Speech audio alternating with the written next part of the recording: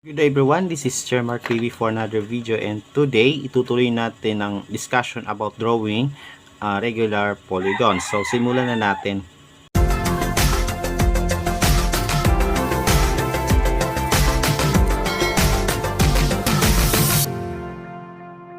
Okay, so sa second part ng ating discussion is magdodraw tayo ng polygons that has 8 sides and 10 sides. So ang pinag-uusapan natin dito is yung regular polygons, no? So kung hindi nyo pa napapanood kung paano mag-drawing ng regular pentagon and hexagon, kasi nagawa natin yan sa previous video. So panoorin nyo muna yung video na yon sa upper right corner ng inyong screen. Okay? So nagawa na natin to. So this time gagawin naman natin yung octagon at saka decagon. Okay? So first, alamin muna natin kung ano yung interior angle measures ng octagon tsaka decagon, kasi kailangan yan sa pag-drawing. Ano po? So yeah, alamin na natin. Okay, so unahin natin yung octagon that has 8 sides, no? So since 8 sides siya, so gagamit tayo ng formula to get the measure of one interior angle ng regular polygon. So yung n papalitan natin ng 8, so this will become 180 times 8 minus 2 all divided by n, all divided by 8. Okay? And then saka natin i-simplify, so this will become 180 times, unahin to, 8 minus 2 is 6. Okay? Divided by 8. Tapos i-multiply na natin yung 180 sa 6 and then i-divide natin sa 8. So 180 times 6, this will become 0, 8, 6 times 1, 6, 1,080. Ito yung 1,080. Then, i-divide natin sa 8. So, 1,080 divided by 8. So, we have 10 divided by 8, 1. 1 divided by 8. 1 times 8 is 8. 28. 3. Next, 3 times 8, 24. Then, 40. Diba? 40 divided by 8 equals 5. Then 5 times 8 is 40. And there you go. So, ibig sabihin, yung nakuhang sagot na 135, no? Ito yung measure ng bawat interior angle ng octagon. So, we did this measurement to construct or to draw a regular octagon. Okay? Ayan.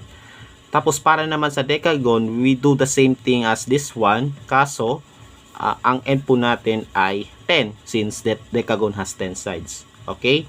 So, yung end, papalitan natin ng 10. This will become 180 times 10 minus 2 all divided by 10. Then, 180 times 8. Kasi 10 minus 2 is 8 eh. Diba? Divided by 10. Tapos, ngayon, i-multiply natin 180 sa 8. So, 180 times 8. So, 0, 64. 8 times 8, 864. Ayan. 8 times 1 equals 8. 8 plus 6 is 14. So, we have 1,440 here. Dito sa taas. And then, i-divide natin sa 10. So, pag mag-divide tayo sa 10, tatanggalin mo lang yung isang 0 sa dulo. So, this will become 144. So, ibig sabihin, yung measure ng isang angle ng decagon ay 144 degrees. Okay? So, kailangan natin ito to draw a regular decagon. Okay? So, i-recall po natin, ang octagon po, 135. Ang decagon naman po ay 144. Okay? So, simulan na natin ang pag-drawing. Okay, so para sa unang task sa video na ito is magdodraw tayo ng regular polygon whose side is 4 cm long. Okay, so first maglalagay tayo ng point dito. Yan po yung magiging starting point natin. And then by using a ruler, magdodraw tayo ng unang side ng octagon whose length is 4 cm. Ano po? So, from 0, ito na yung centimeters, ano po, sa kabila kasi inches. Okay? So, ito yung centimeters from 0 to 4. No? Magdodraw tayo like this. Ayan. Okay. Now, ito na yung magiging ano natin. Ito yung magiging kumbaga endpoints natin. Ano po. So, yeah. So, para sa susunod na sides ng octagon, gagamit tayo ng protractor. No, magdo-draw tayo ng side which is 135 degrees. Yung ano niya, yung angle niya with this one. Okay? So, alam nyo na dapat kung paano tayo gumamit ng protractor sa pag-drawing. Ano? So, ayan. Lapat muna natin yung protractor dito, no? And since nasa kanan sa kanang side natin nilapat yung protractor, so alalahanin po pag octagon, no? Pag octagon 135 kanina, di ba? So magsisimula tayo dito sa 0 and babasahin all the way hanggang 135. Ang 135 po is nasa gitna ng 130 at 140. Okay? So, itong guhit na ito ay 135. Okay? So, markahan natin. Okay? Like this one. Ayan. Ayan po yung 135 degrees. Okay? Now, gamit naman ng ruler, magdodraw tayo ng pangalawang side ng octagon. So, make sure na naka-line up yung, ayan. Okay? So, makikita natin nakalapat siya sa 8. 4 cm siya. So, magdodraw tayo ng line na hanggang 4. So, from 8 to 4. Okay? Because from 4 to 8, 4 cm na yon. Kasi 8 minus 4 equals 4. Okay? So, mula rito, magdodraw tayo hanggang dito. Okay? Ito na po yung pangalawang side ng octagon. So, hindi ko na ilalagay yung measurements ng side at saka angles kasi itong angles na ito ay understood na 135 degrees. Tapos itong side na ito ay 4 centimeters. Okay? Ngayon, uulitin natin yung process sa kabilang side. So, ilapat natin yung protractor dito. Ayan. Okay. And then, since sa kaliwa naman tayo naglapat, so magsisimula tayo sa 0. 'Di ba? From 0 to 135. So again, ang 135 po ay nasa gitna ng 130 at saka 140. So mamarkahan natin itong guhit na ito. Okay? Like this one. Ayan. And then gamit ang ating ruler, so magdodraw tayo ng pangatlong side na 4 centimeters. Okay? So ilapat natin sa kahit anong number. Ayan. So let's say 9. Ayan. So, hanggang saan i-drawing natin yung line, yung line mula sa 9. Since 4 cm siya, so 9 minus 4 equals 5. So, from 9 to 5, ayan po yung 4 cm. Okay? Ayan. 9 to 5. Ayan. So, this is 4 cm and this one is also 135. Now, ulitin natin yung process but this time ilalapat naman natin yung protractor dito. Okay? So let's do this. Ano po? Ayan.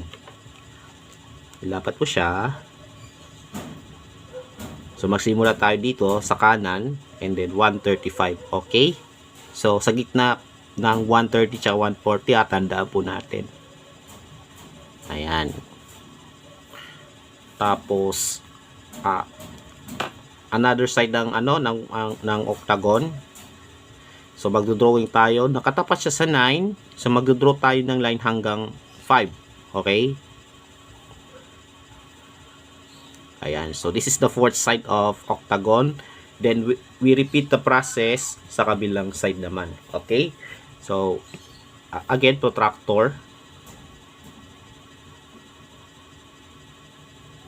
Ayan, nakalapat siya. Dapat siguro din nakalapat na maayos yan, no? Para maayos na, para makadraw tayo ng perfect octagon, no? So sa kaliwa tayo naglapat, so magsisimula tayo dito sa 0. So sa 0 to 135. So again, nasa gitna siya ng 130 and 140. So dito dapat siya. Okay? And then for the fifth side ng octagon, ayan. So from 9, magdodraw tayo ng line papunta sa 5. Okay? 4 centimeters pa din yan. Okay? So, wait lang. Ano yan? Wait lang. Ulitin natin, no? So, dapat gumagamit tayo ng lapis just in case na magkamali. Pwede na nating itama, Kasi kapag binolpenan nyo nan, ulit naman kayo sa simula. Ayan. Okay. So, we have this. Okay. So, nakalimang sides na tayo ng octagon. So, magdodraw pa tayo ng 3 pa, no? So, this time, ito naman ngayon yung natin. Dito naman natin ilalapat yung protractor. So, ulit-ulitin natin, no? Ayan. So, sa kanan tayo naglapat. And then, markahan natin yung 135. So, dito yan. And then, ruler.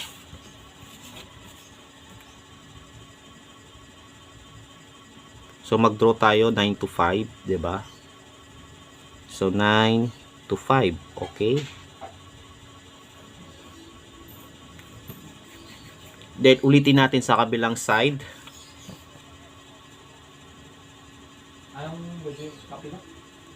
So, ilapat na maayos yan, ha?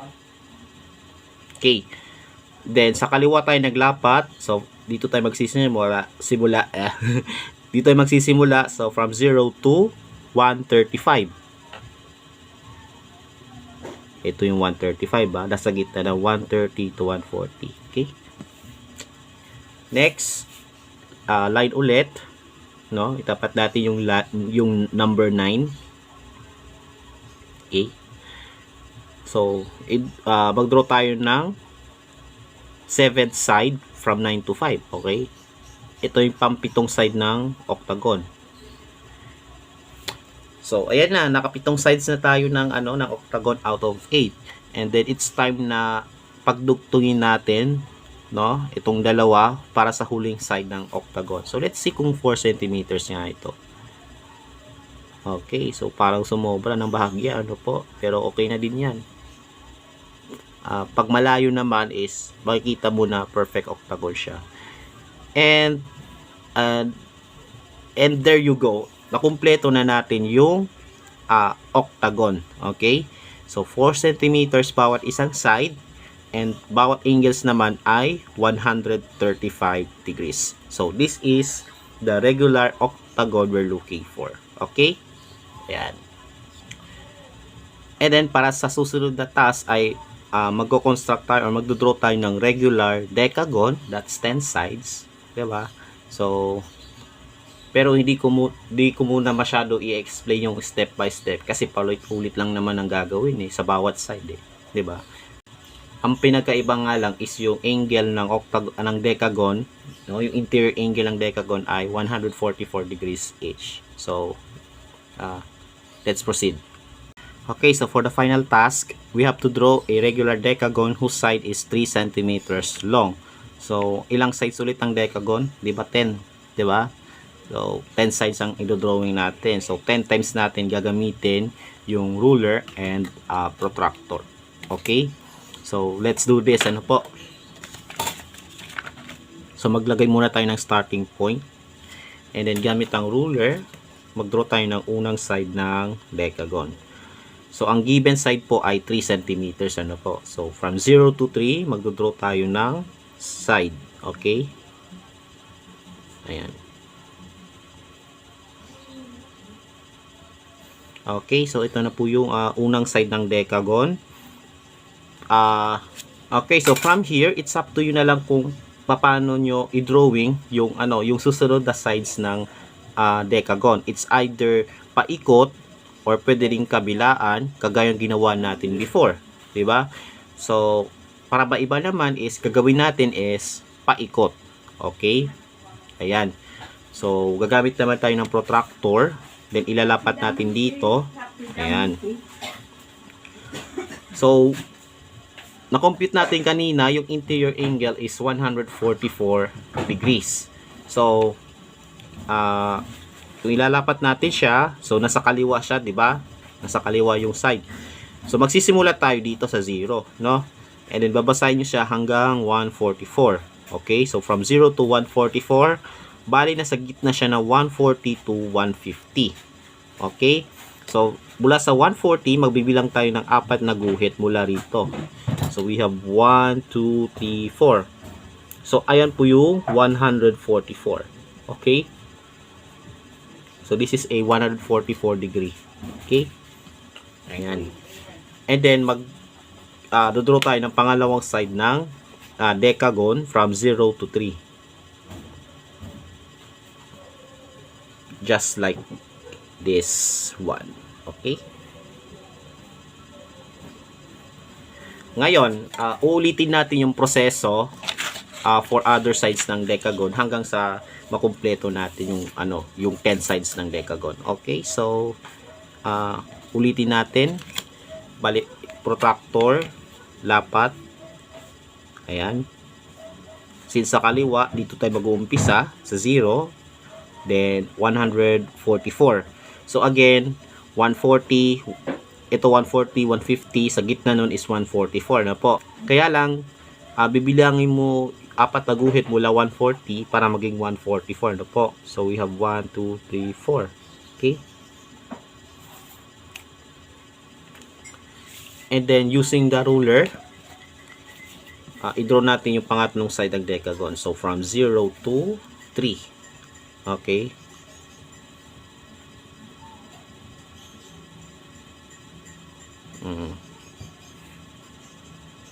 There you go.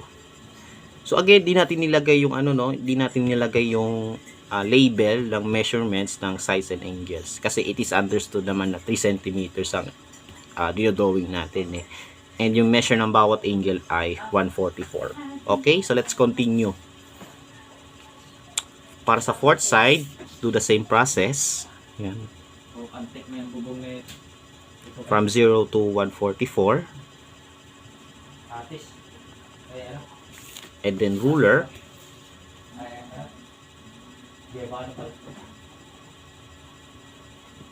0 to 3. And there you go. Ayan. Okay. Then for the fifth side, ulitin pa rin natin yung proseso. Po? So, bicycle yan, ha? Parang cycle, di ba? Cycle. Paulit-ulit siya. Okay? Lap. So, from 0 to 144. Ayan. Tapos, ruler from 0 to 3. And there you go. Ayan. Perfect. So, ayan. So, tignan natin kung ano nagawa natin. Po? So, ito po yung first 5 sides ng decagon. Okay? So, bago natin ituloy ito, subscribe muna kayo sa YouTube channel para sa iba pang videos na i-upload ko. Okay? So, let's continue drawing the remaining sides of the decagon. So, again, lapat. Ilapat po. Dito tayo magsisimula. 0 to 144.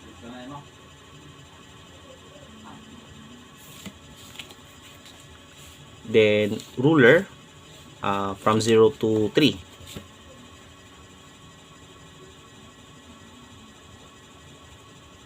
Ayan. Okay, naka-anim na tayo. Then, next, protractor ulit, lapat. So, kung mapapansin natin is paulit-ulit dating ginagawa ito. So, hindi tayo titigil hanggat di natin nakukumpleto yung polygon. Okay? So, from 0 to 144. Tapos, ito naman ruler.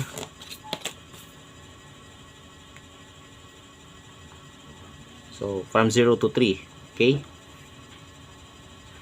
Ayan. Medyo napapasma na po si Chair Mark. Okay. Next. Protractor ulit. Lapat. Then from 0 to 144. So, siguro naman nasusundan ninyo, no? Kasi, palit-ulit natin siya gagawin hanggang sa makumpleto natin decagon.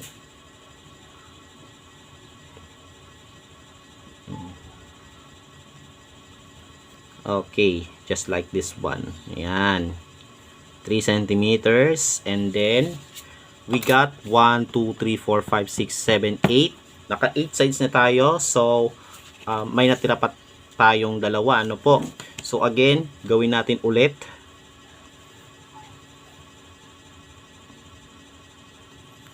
Then, 0 to 144. Actually, ito yung last time na gagamitin natin itong protractor. Kasi, for the 10th side, pagdudugtungin na lang natin. Ano po? So, ang dinodrawing natin ngayon is yung pang-siyam na side ng decagon. Okay? So, ito na po yung point. Line up. Ayan. Then, 0 to 3. And, there you go. Okay? Ito na po yung pang-siyam na side ng decagon. So, let's see kung 3 centimeters nga to, no? So, mukhang lumampas nga sa 3 centimeters, pero malapit na rin sa 3 centimeters, ano po. So, pagdugtungin na lang natin anyways, no? Para makumpleto na natin yung decagon. And, that's it. Ito na po yung perfect, regular decagon. So, bawat side ay may 3 centimeters and bawat angles ay may measure na 144 degrees. So, maganda siya tignan kapag ginamitan mo ng ruler and protractor drawing regular polygons. So, maganda tignan siya. Okay? Yeah, that's all for today about drawing regular polygons, and I hope na meron kayo natutunan sa video na ito. Okay? So, do not forget to subscribe to my YouTube channel for more videos na i-upload ko. And follow me also on my TikTok account. Stay safe, God bless, as always. Have a great day to all.